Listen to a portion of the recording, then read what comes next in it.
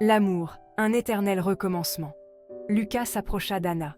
Il prit sa main. « Tu es encore plus belle. » murmura-t-il. Anna retira sa main. Elle ne savait que dire.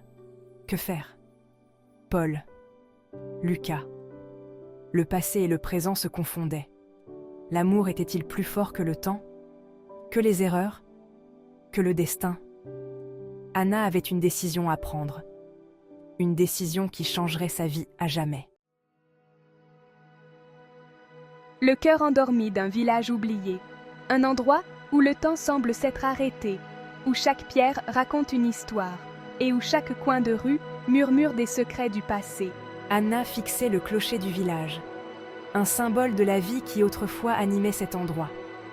Ses aiguilles semblaient en figer dans le temps, comme le cœur de ce village endormi. Chaque tic-tac manqué résonnait comme un écho de jours révolus. Un lieu où le passé et le présent se confondaient, où les souvenirs des anciens habitants flottèrent dans l'air, invisibles mais palpables. Anna ressentait une profonde mélancolie. Elle quittait demain, laissant derrière elle un morceau de son cœur. Le vent murmurait à travers les volets de sa fenêtre, racontant des histoires oubliées, des rires d'enfants, des promesses murmurées, des souvenirs d'un temps où le village était plein de vie et de joie. Elle ferma les yeux, essayant de capturer chaque détail, chaque sensation, chaque émotion.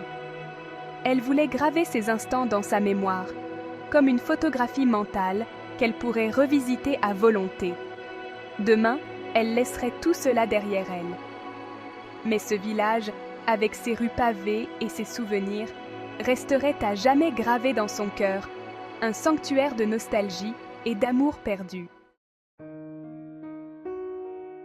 Les adieux silencieux aux souvenirs. Un moment de calme, un instant suspendu dans le temps. Sa valise était ouverte. Les objets éparpillés racontaient une histoire, une vie pleine de souvenirs. À moitié vide, à moitié pleine. Comme sa vie. Chaque vêtement, chaque objet avait une signification particulière. Elle y déposa délicatement une photo jaunie. Une image figée dans le temps, un souvenir précieux. 2 enfants souriants la fixaient. Anna et Lucas. Ses enfants, sa fierté, sa joie. Des larmes coulèrent sur son visage. Chaque larme portait le poids des années passées, des moments de bonheur et de tristesse.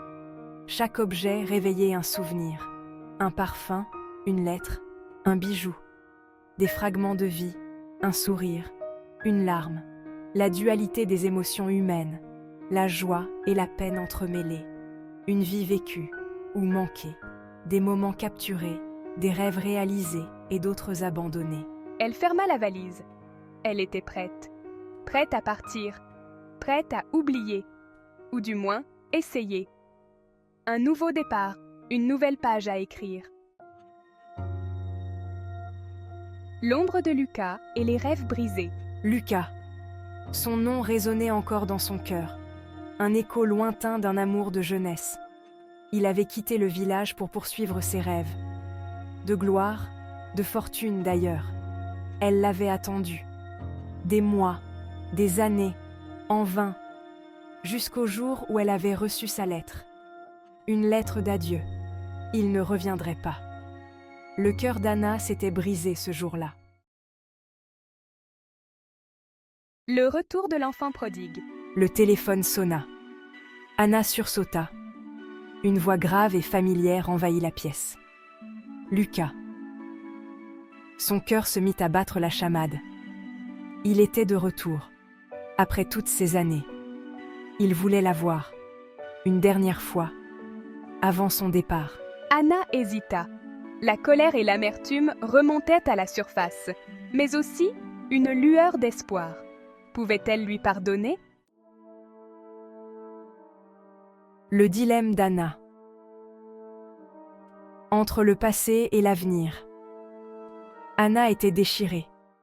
D'un côté, la promesse d'une nouvelle vie, de l'autre, les fantômes du passé. Lucas, leurs rêves brisés. Elle regarda sa valise. Partir, oublier, recommencer. Était-ce possible? Pouvait-elle effacer Lucas de sa vie? Son téléphone vibra.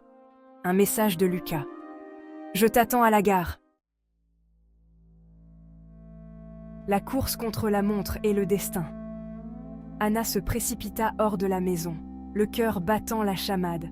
Elle courait contre la montre, contre le destin. Pourrait-elle l'atteindre à temps? Le quai était bondé, des voyageurs pressés, des valises à roulettes. Et au bout, Lucas, le dos tourné. Il semblait attendre Anna ou son destin. Retrouvailles amères sur le quai. « Lucas !» s'écria Anna, à bout de souffle. Il se retourna. Un sourire éclaira son visage fatigué. Mais Anna vit la tristesse dans ses yeux. Le temps s'était arrêté. Ils se regardèrent. Des années de souvenirs ressurgirent. Des rires, des larmes, des promesses, des regrets. Je suis désolé. Un rayon de soleil dans la tempête. Le contrôleur siffla le départ. Anna hésita. Lucas la regardait, implorant, désemparé. C'est alors qu'un jeune homme s'approcha. « Paul !» s'exclama Anna surprise. C'était un ancien camarade de classe. Il lui sourit. « Tu vas à Paris? Moi aussi. Viens, je t'ai gardé une place. » Anna jeta un dernier regard à Lucas, puis elle monta dans le train.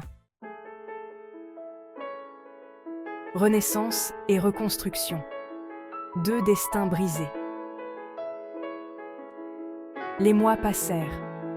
Anna s'épanouissait à Paris. Un nouveau travail.